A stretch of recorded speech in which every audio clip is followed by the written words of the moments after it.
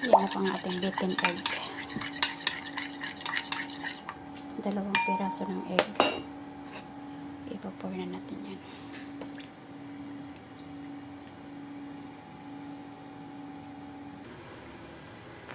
Ayan, i-steam natin siya ng 8 minutes.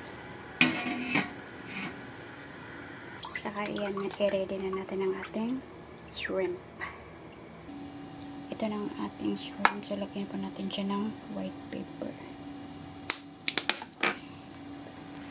I-mix.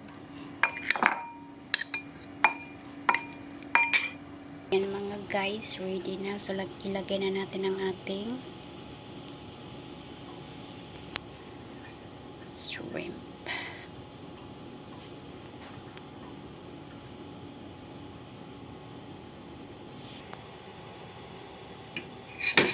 Tapos, i-steam natin siya ng more 2 minutes at saka ready to serve na po yan.